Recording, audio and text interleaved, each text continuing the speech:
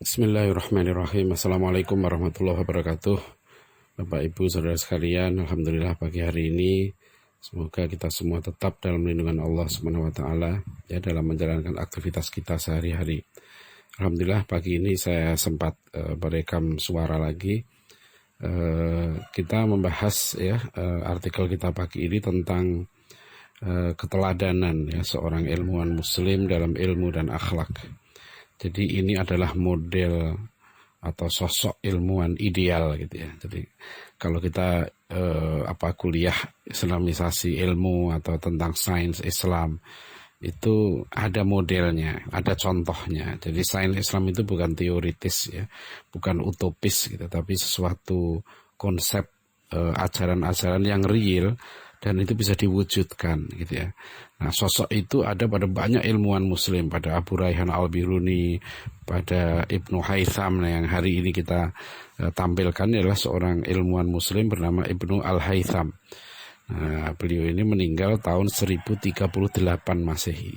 Ya, bayangkan ya, 1038 Masehi. Pada artikel yang lalu ya kita pernah membahas tentang sejarah Ken Arok kan. Ken Arok itu meninggal 200-an kan, 1200-an. Ya, jadi itu yang ada di dunia kita ini yang diajarkan di sekolah-sekolah kita tentang sejarah Ken Arok abad 13 gitu. Ini abad 11 Masehi gitu ya. Telah lahir seorang ilmuwan muslim yang hebat yang namanya Ibnu Al-Haytham. Dan sosok ini di barat sangat terkenal ya, disebut dengan Al-Hazen. Ya, ada yang menyebut Al-Hazen ya, Hucaim atau Al-Hacen ya, Al-Haken itu dalam bahasa Latin, karena beliau ini menulis 182 ya, itu yang ditemukan 182 kitab. Nah, inilah belum lama ini kan Dr. Usep Muhammad Ishak ya, dia seorang fisikawan muslim, saintis muslim yang baru selesai doktornya di KSIS UTM ya, yang didirikan oleh Profesor Muhammad Nurwan Daud. Nah, Dr. Usep ini menarik karena dia menerjemahkan kitab Taghzibul Akhlaq ya, karya Ibnu Haytham ya, diterjemahkan dalam bahasa Indonesia dan sudah diterbitkan, judulnya menjadi Pendidikan Akhlak. Nah, ini penting ya, Ibnu Al-Haytham ini seorang saintis muslim tapi menulis kitab tentang akhlak. Yang menarik lagi nanti apa yang ditulisnya dalam kitab akhlak ini gitu ya, itu juga diamalkannya. Nah, itu yang menarik ya. Jadi kalau dari tulisan Dr. Usep ini ya, itu Ibnu Al-Haytham sebentar saya cek.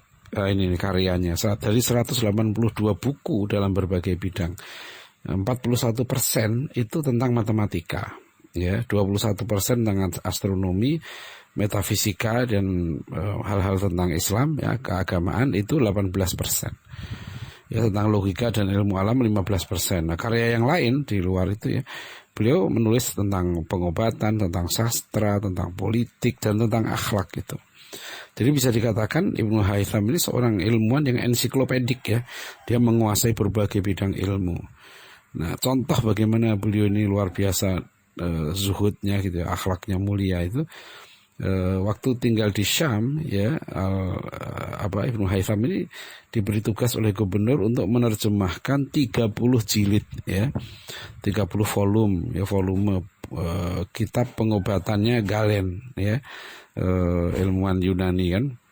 Nah, setiap bulan ya dia itu mau dikasih 100 dinar ya oleh gubernur. 100 dinar ini gede ya.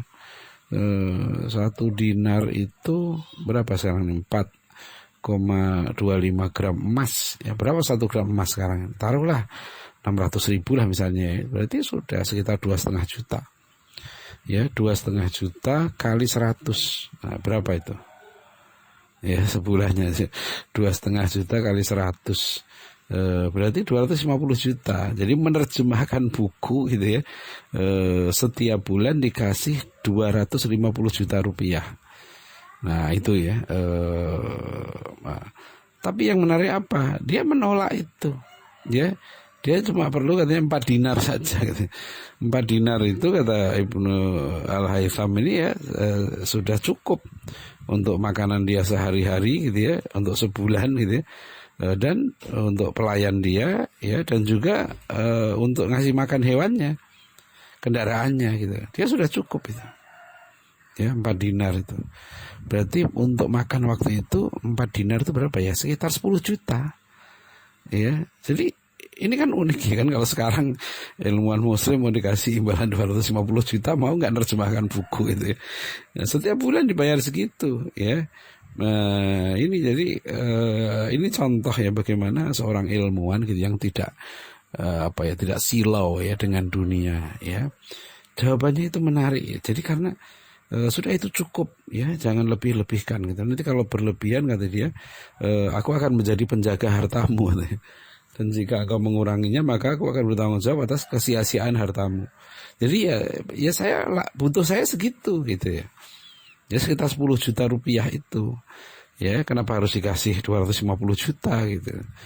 Ya ini kalau sekarang ya udah dikatakan makhluk aneh itu ya, seorang ilmuwan yang begitu hebat itu ya. Tapi zuhud sikapnya ya. Jadi inilah, bahkan kemudian ya dia mau ditawari jabatan yang tinggi di pemerintahan gitu ya.